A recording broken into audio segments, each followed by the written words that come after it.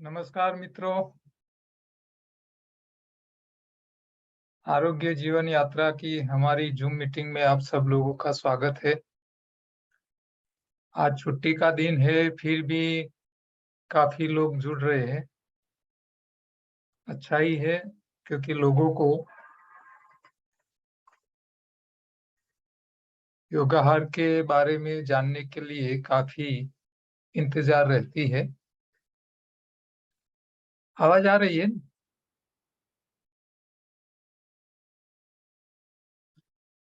तो आज रक्षाबंधन का दिन है।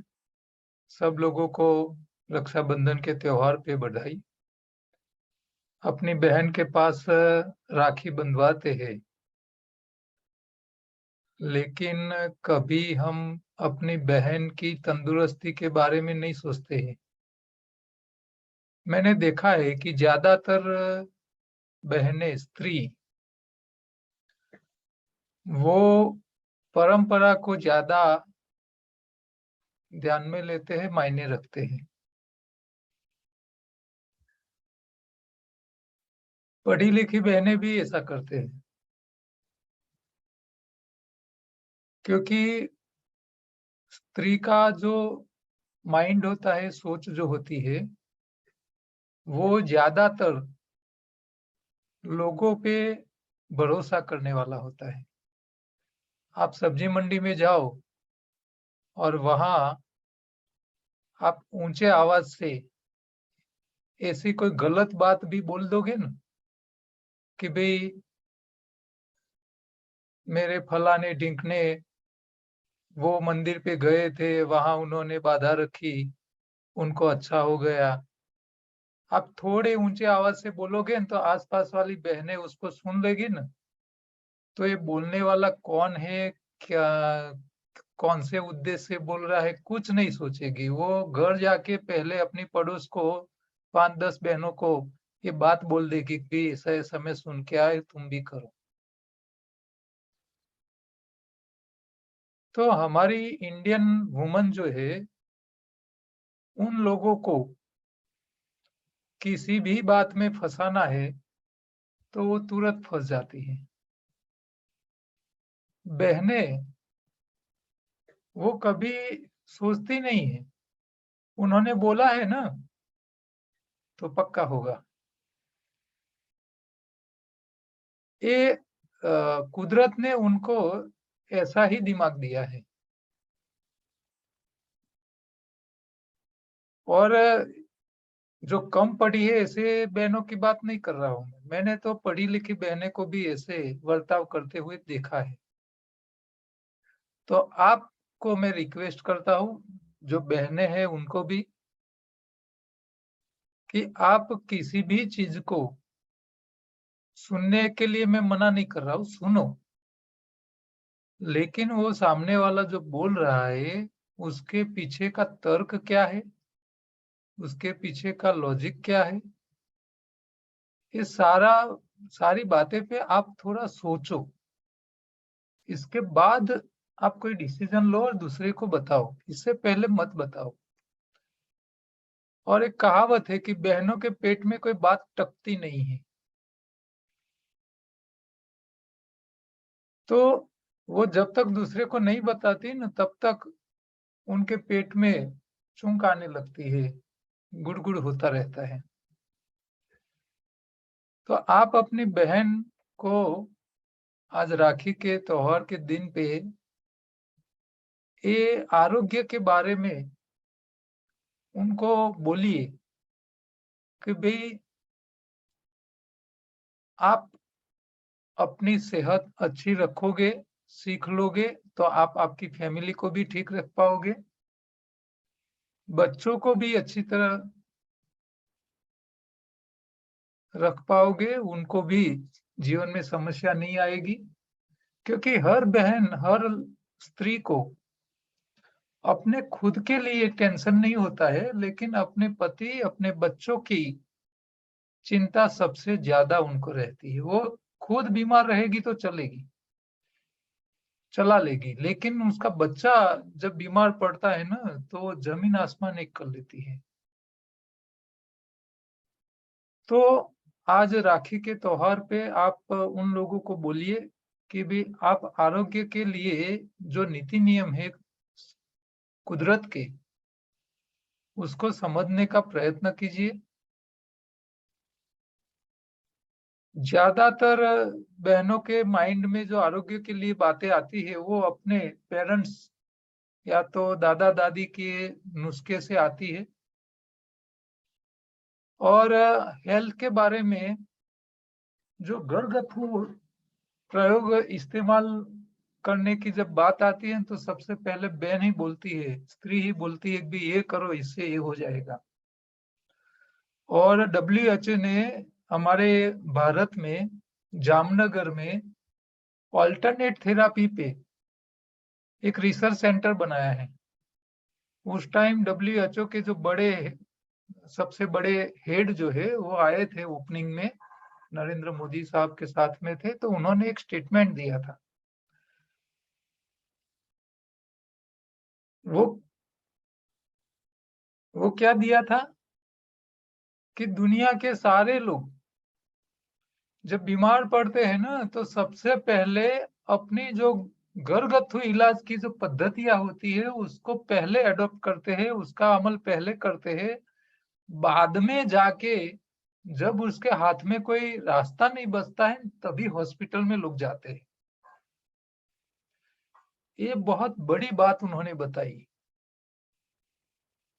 कि भी लोग पहले अपने नॉलेज में जो है उसको सबसे पहले अमल में ले लेते हैं कि भाई ये हुआ है, चलो इसको कर लो। और पहले के जमाने में जो बुजुर्ग लोग हैं उन लोगों को तो पता ही है, गांव में जब वैद्य ही नहीं थे, डॉक्टर ही नहीं थी, और आज भी हालत ऐसी है। गांव आप दूर दराज गांव में जाओगे तो वहां डॉक्टर होते ही नहीं, दो चार गांव के बीच में एक आध डॉक्टर होता है शायद। तो वो पहले तो अपने खुद के ही माइंड में जो इलाज की जो पद्धतियां है उसको ही प्रयोग में लेते हैं, और लेना चाहिए, इसमें कोई गलत बात नहीं है। लेकिन पहला ये सोचना चाहिए कि कोई भी समस्या जब आती है तो समस्या आने का कोई ना कोई तो रीजन होता है, कारण होता है। लोग इसके बारे में कम सोचते हैं और घर का वडील जो बोले उसको पहले स्वीकृत कर लेते हैं और उसी का ही अमल कर लेते हैं। और व्हाट्सएप के जमाने में तो व्हाट्सएप में जो भी आता है वो सारी बातें, हाँ, पूरा पढ़ते नहीं है और दूसरों को भेजते रहते हैं लोग। लेकिन पहले कोई भी कर्म करने से पहले सोचना चाहिए, मुझे ये क्यों हुआ है, इसके पीछे का कारण क्या है। उसको सोचने के बाद ही आपको कोई ट्रीटमेंट पे जाना चाहिए। लेकिन यहाँ समस्या एक ही है कि हमारी जो पढ़ाई होती है, प्राथमिक पढ़ाई, जो बच्चों को 1 से लेके 9-10 स्टैंडर्ड तक जो हम पढ़ाते हैं, इसमें हेल्थ रिलेटेड कुछ भी सिखाया नहीं जाता है, कुछ भी नहीं सिखाया जाता है। तो हमारी जो योगाहार की जो बुक है उसमें हमने छोटी छोटी बातें जो बताई है वो आपके बच्चों को भी सुनाइए, पढ़ाइए। अपने बहनों को, लेडीज को, खास करके पत्नी है, बहन है, बेटी है। क्यों? क्योंकि पुरुष लोग जो होते हैं वो ज्यादातर बिजनेस में ही उसका माइंड सेट होता है, घर की बाबतों में उसको पता ही नहीं होता है। और हेल्थ में भी ज्यादातर पुरुष ऐसा ही मानते हैं कि भी घर वाली जो बोले वही करने का, ज्यादातर यही चलता है। तो जब बहनें जागरूक हो जाएगी, बहनों को पता चलेगा कि भी हमको शरीर अच्छा रखने के लिए ये करना चाहिए, तो ही समाज को वो निरोगी रख पाएंगे, इसके अलावा नहीं रख पाएंगे। तो मेरी रिक्वेस्ट है सब बहनों को भी, सब भाइयों को भी, कि योगाहार की जो बुक है, जो ग्रुप में मैंने कई बार उसकी लिंक रखी हुई है, ई बुक ही है, आप कंप्यूटर में डाउनलोड कर सकते हो, इसकी प्रिंट निकाल सकते हो, मोबाइल में पढ़ सकते हो। मैंने मेरे माइंड में जो जो सोचा था, मैंने जो सोचा और जो लॉजिक मुझे अच्छा लगा, वो सारी बातें मैंने पुस्तक में लिखी हुई है। उसको समझने का प्रयत्न कीजिए। हमारी पहली फर्ज यही है, हम पैसे नहीं कमाएंगे तो चलेगा, लेकिन जो तंदुरुस्ती रख नहीं पाएंगे ना, तो कोई मतलब नहीं है। आज ही अहमदाबाद में एक न्यूज आया कि बालाजी कंस्ट्रक्शन बहुत बड़ी कंपनी थी, अहमदाबाद और गांधीनगर के बीच में वो सबसे बड़ा बिल्डर था। वो 48 साल का था। वो डेंगू से आज मर गया। आज न्यूज़पेपर में उसका रिपोर्ट आया था। अब 48 साल यानी कि भर जवानी आधी उम्र हुई और डेंगू हो गया, 3 दिन हॉस्पिटलाइज हो गया और वो खत्म हो गया भाई। उसके पास करोड़ों की प्रॉपर्टी थी।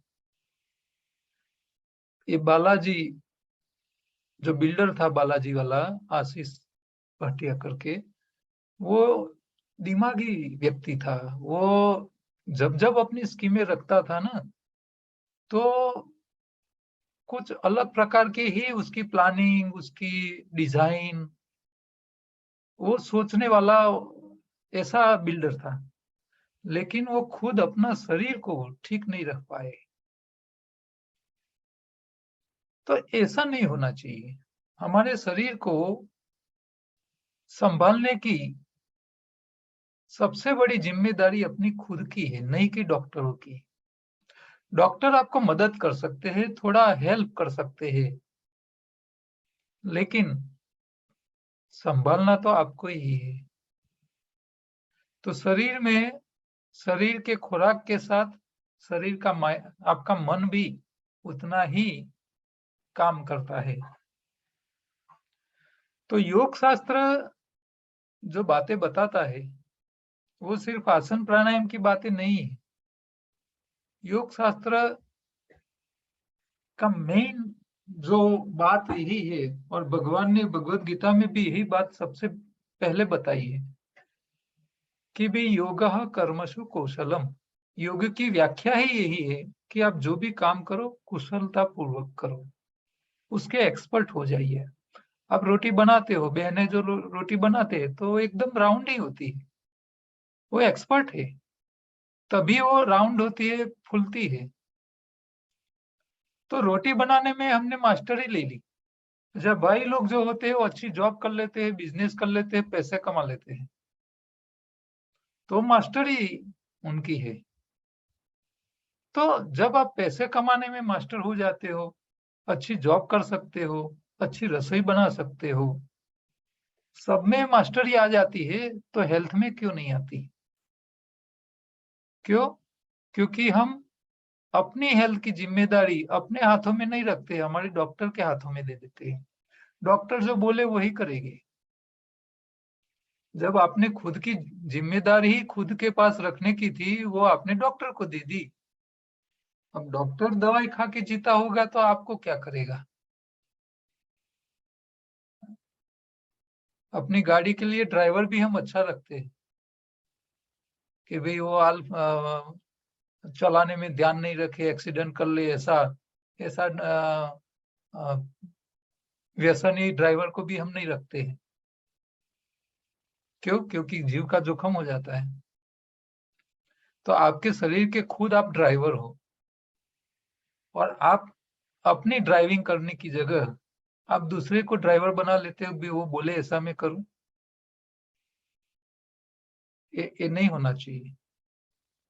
और देखिए, दुनिया में जितने प्राणी हैं, कोई प्राणी अपनी हेल्थ की जिम्मेदारी दूसरे को नहीं देता है, अपने पेरेंट्स को भी नहीं देते हैं, वो खुद ही संभाल लेते हैं। भूख लगती है तभी वो लोग खाते हैं। कब क्या खाना है, देखो शेर भी घास कभी कभी खा लेता है, ऐसे तो वो नॉन वेजिटेरियन प्राणी है, फिर भी ये बारिश की मौसम में वो भी कई बार घास खा लेता है। क्यों खाता है कि उसके शरीर में जठर में स्टमक में पित्त या कफ ज्यादा इकट्ठा हो जाता है, तो वो घास खा के उसकी उल्टी कर लेता है, वॉमिट करके उसको निकाल देता है। ऐसे जंगल में रहने वाले प्राणी भी अपने शरीर को संभालने के लिए कुदरत के नियमों का पालन करते हैं, लेकिन मनुष्य खुद अपने शरीर को संभाल नहीं पाता है, वो दूसरे के ऊपर डिपेंड हो जाता है। तो डिपेंडेंसी, हम स्वतंत्र हो गए, भारत देश आजाद है, लेकिन आप हेल्थ के बारे में आजाद नहीं हो। आज भी आप दूसरे के ऊपर डिपेंड हो, दवाइयों के ऊपर डिपेंड हो, डॉक्टर्स के ऊपर डिपेंड हो। तो ये हालत अच्छी नहीं है। हमारे बच्चे को अच्छी हैबिटें सिखानी पड़ेगी। आप कुछ नहीं करके दोगे, मान लो आप ज्यादा पैसा बच्चे को इकट्ठा करके नहीं देते हो, कोई बात नहीं, चलेगा, लेकिन हेल्थ कैसे अच्छी रखनी है वो आप नहीं सिखाओगे तो कोई मतलब नहीं है। आप बाप हो, माँ बाप हो, तो आपके बच्चे को आप आप भी कुछ नया सीखो, बच्चों को भी सिखाओ। योगा सीखिए, आसन सीखिए, बच्चे को भी सिखाइए। खाने का तरीका आप खुद इस्तेमाल करो, चबा चबा के खाने की आदत खुद डालो, फिर बच्चों को बोलो, वो भी आपके साथ आपका देखा करेंगे। दुनिया के जितने प्राणी होते हैं वो अपने बच्चे को कुछ सिखाते नहीं, लेकिन वो प्राणी जो काम करता है, जिस तरह करता है, वही देख देख के उनके बच्चे सीख लेते हैं।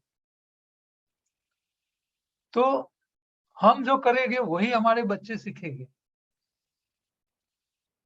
और इस दुनिया का हर पेरेंट्स ऐसा सोच रखता है कि मेरे बच्चे कभी बीमार नहीं होने चाहिए, उनके जीवन में दिक्कतें नहीं आनी चाहिए, वो सबकी सोच होती है। तो आपकी ये सोच तभी कामयाब होगी जब आप खुद उसका प्रयोग करोगे, आप खुद अमल करोगे, तो वो देख के आपके बच्चे उसके ऊपर काम करेंगे, अमल करेंगे। मैं खुद शराब पीता हूँ और मैं अपेक्षा रखूं कि मेरा बेटा शराब नहीं पिए, तो ये कहाँ से होगा, नहीं होने वाला है। आप जब चबा के नहीं खाओगे तो आपका बेटा कहाँ से खाएगा, वो भी नहीं खाएगा। तो घर में थोड़े नियम बना दो, कानून बना दो। अच्छा, सबको पता होना चाहिए न्यूट्रिशन कहाँ से मिलता है, कैलोरी कहाँ से मिलती है, कितना खाना चाहिए, कब खाना चाहिए, कैसे खाना चाहिए। भूख सच्ची लगी है या नहीं लगी है वो पता चलनी चाहिए। प्यास लगी है कि नहीं लगी वो पता चलना चाहिए। शरीर में गड़बड़ी हुई है तो उसके सिम्टम्स कैसे आते हैं वो भी सबको पता होने चाहिए। तो ये हेल्थ का जो टॉपिक है वो हर रोज चर्चा का विषय होना चाहिए। हर रोज आपके शरीर में जो भी कुछ हो रहा है तो इसके ऊपर बोलो, चर्चा करो, घर में सारे मेंबर्स को बताओ कि भी आज मेरा पेट अच्छी तरह साफ नहीं हुआ तो मैंने एनिमा ले लिया, तो एनिमा की जरूरत पड़ी, एनिमा लिया तो पेट साफ हो गया। अब आप एनिमा लेके अपना पेट साफ करते हो, लेकिन एनिमा क्यों लिया कि आपका पेट साफ नहीं हुआ था इसीलिए आपने एनिमा लिया। लेकिन ये बात आप आपके बेटे को नहीं बताओगे, आपके घर के दूसरे मेंबर्स को बताओगे नहीं, तो उनको पता कैसे चलेगा कि जब पेट साफ नहीं होता है तो एनीमा भी काम की चीज है। ये पता नहीं चलेगा, आपको बोलना पड़ेगा, बताना पड़ेगा। मैंने कई लोग देखे ऐसे, हाँ मैंने कई बहनें ऐसी देखी है, वो छुपे छुपे एनिमा ले लेती है, घर वाले को पता नहीं है कि वो एनिमा ले रही है। ऐसे भी मैंने देखे। तो ऐसा क्यों करते हो, छुपाने की क्या जरूरत है। ये सब सब्जेक्ट चर्चा का विषय होना चाहिए। हम दूसरे घर में बैठ के दूसरी बातों की चर्चा करते हैं, राजकारण की करते हैं, धर्म की करते हैं, सामाजिक रीति रिवाज की करते हैं। हाँ, ये त्योहार में क्या लाना है, कैसी राखी लेनी है, कैसी मिठाई लानी है, कहाँ से लानी है, ये सब चर्चा करते हैं। पानी पूरी कहाँ से अच्छी मिलती है वो चर्चा करते हैं। हाँ, किसके खाने वहां गए थे अवसर प्रसंग में और कैसा खाना था, किसमें मजा आई, किसमें नहीं मजा आई, किसने कैसे कपड़े पहने थे, वो सारी चर्चाएं हम करते हैं। लेकिन हमारे खुद के शरीर के साथ जुड़ी हुई चर्चाएं कभी नहीं करते हैं। तो ये सब चर्चाएं करते रहिए आप। आप बोलोगे, चर्चा करोगे, तो घर के सारे लोग सुनेंगे, उसके माइंड में कुछ तो आएगा। आज नहीं तो कल, आज उसको जरूरत नहीं है, लेकिन कल उसको याद रहेगा कि भी जब मेरे फादर कॉन्स्टिपेशन होता था तो एनिमा का प्रयोग करते थे, तो लाओ आज में भी मुझे दिक्कत रही है तो आज मैं उसका प्रयोग करूं।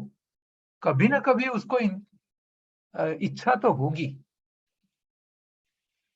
तो कन्वर्सेशन, बातचीत, सारी समस्याओं का रास्ता बातचीत से ही निकल सकता है। और अब देखिए, हर देश दूसरे देशों के साथ पहले बातचीत करते हैं, अपने प्रश्न जो होते हैं उसके लिए बैठक करते हैं।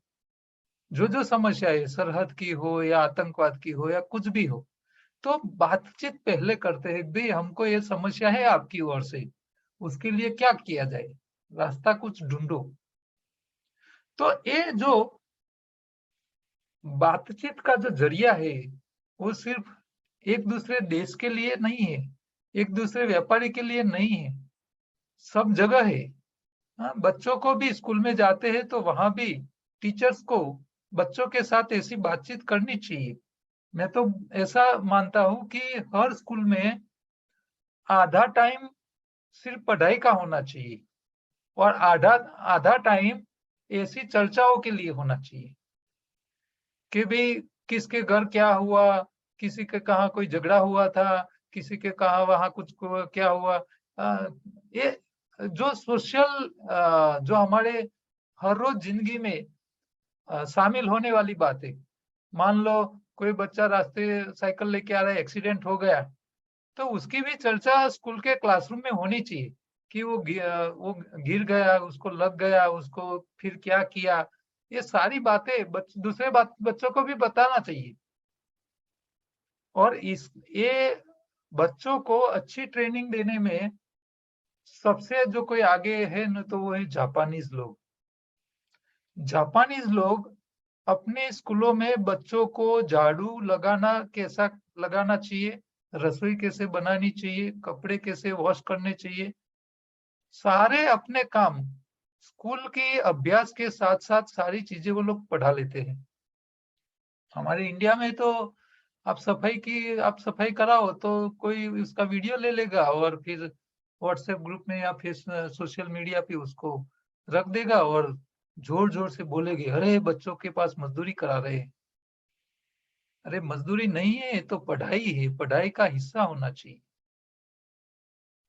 तो ये सब जो है, ये उसका विरोध नहीं करना चाहिए।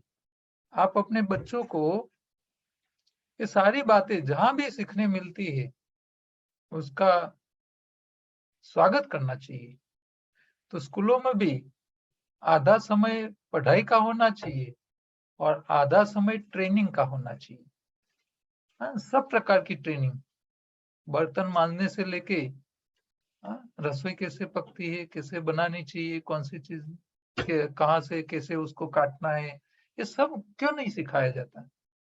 आज तो मैंने देखा है कि कॉलेज में पढ़े हुए कॉलेजियन बारिश में अपने दरवाजे फूल गए हैं और बंद नहीं हो रहे, तो दरवाजे को ठीक करना नहीं जानते हैं।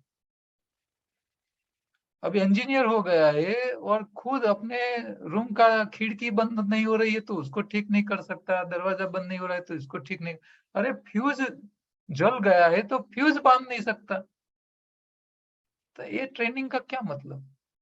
जो रोजिंदे जीवन में हर रोज काम में आने वाली चीजें है, वो जब हम नहीं सिखा सकते बच्चों को, तो क्या फायदा उसका? कोई मतलब नहीं है।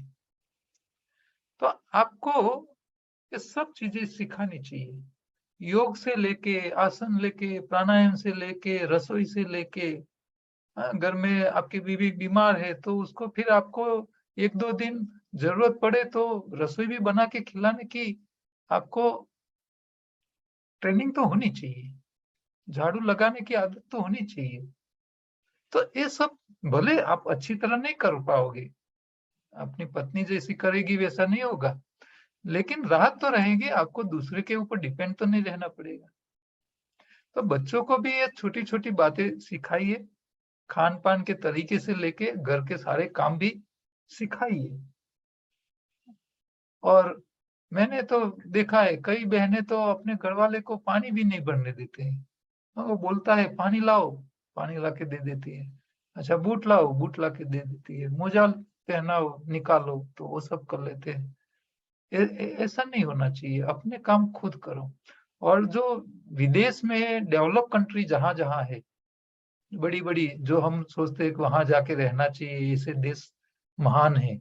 अमेरिका है, ऑस्ट्रेलिया है, इंग्लैंड है, फ्रांस है, जर्मनी है।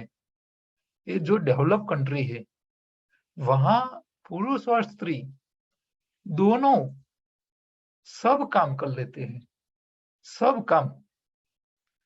यहाँ अपने इंडिया जैसा नहीं है कि भाई ये तो बहन का काम है और मेरा काम नहीं है। हाँ, बच्चा बहन पैदा करती है, लेकिन कई पुरुष ऐसे होते हैं कि घरवाली की जॉब अच्छी है, पगार ज्यादा मिल रहा है, तो बच्चे को घर संभालते हैं। हाँ, घरवाली को नौकरी भेजते हैं, बच्चे को खिलाते हैं, पिलाते हैं, हाँ, कपड़े चेंज करते हैं, सब कुछ। तो शर्म नहीं होनी चाहिए, सब काम सीखने की कोई शर्म नहीं होनी चाहिए। ठीक है, तो अब हमारे पास टाइम काफी कम है, 7-8 मिनट बाकी बची है। किसी को किसी भी प्रकार का क्वेश्चन है तो अपने हैंड रेज करें। अनिल दोषी और पुरुषोत्तम भाई दोनों ने अपने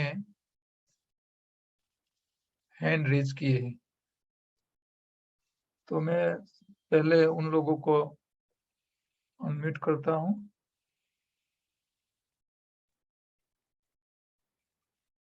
अच्छा, अनम्यूट कीजिए, आप सब लोगों को अलाउ किया हुआ है, जिसको बोलना है वो अपना माइक अनम्यूट करके बोले।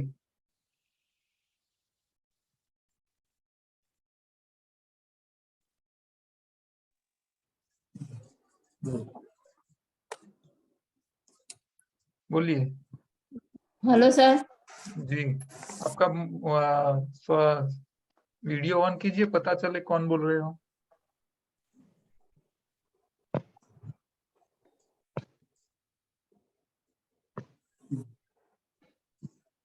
ગુજરાતીમાં પ્રશ્ન પૂછું ચાલશે हाँ સર? हाँ हाँ, ચાલે બેન, બોલો ભાઈ। આપણે એલ્યુમિનિયમના વાસણમાં રસોઈ કરવી જોઈએ કે ના કરવી જોઈએ? અમારા હિસાબે ન કરવી જોઈએ। પહેલાના અને જમાનામાં બીજા ઓપ્શન નતા ત્યારે એલ્યુમિનિયમ વપરાતું હતું, અને એલ્યુમિનિયમ એ સૌથી જલ્દી કોરોઝન થાય એવું મટીરિયલ છે। એલ્યુમિનિયમ ઓક્સાઇડ જલ્દી એમાં થાય, પાછું એમાં તમે ચમચી બી અંદર ફેરવો તો એ તરત એમાં લીસોટા પડશે। એટલે એલ્યુમિનિયમ એ ખોરાક તરીકે ખાવાલાયક વસ્તુ નથી। તમે ચાંદીના વાસણ કે સોનાના વાસણ હોય અને ચાંદી અને સોનું શરીરમાં જાય તો એ નુકસાન ના કરે, પણ એલ્યુમિનિયમ તો નુકસાન કરે। એટલે એલ્યુમિનિયમના જગ્યાએ સ્ટીલ ને સ્ટીલ વાપરવું વધારે સારું। સૌથી સારું તો માટીનું વાસણ, એનાથી ઉત્તમ કાંઈ નહીં। સર કુકરમાં રસોઈ બનાવાય વધારે પડતી? જુઓ બેન, કુકર આપણે શા માટે રાખીએ છીએ? કુકરનો ઉદ્દેશ શું? કે ઝડપથી રસોઈને પકાવવી।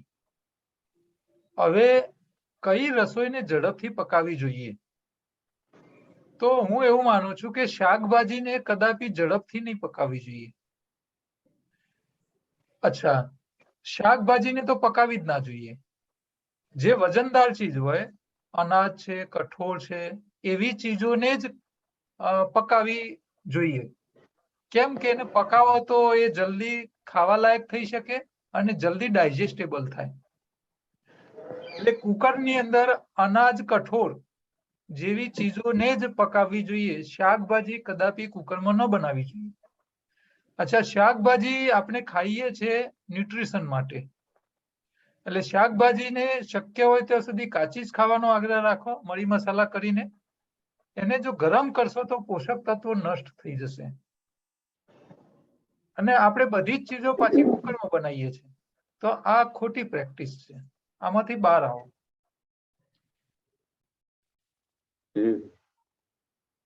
બોલો કરશનભાઈ, બોલો. તમારું માઇક અનમ્યુટ કરીને બોલો. મારે આ ફોલ્લીઓ ખૂબ 15 દિવસથી છે. આપણી સ્કિન કેર લગાવું છું.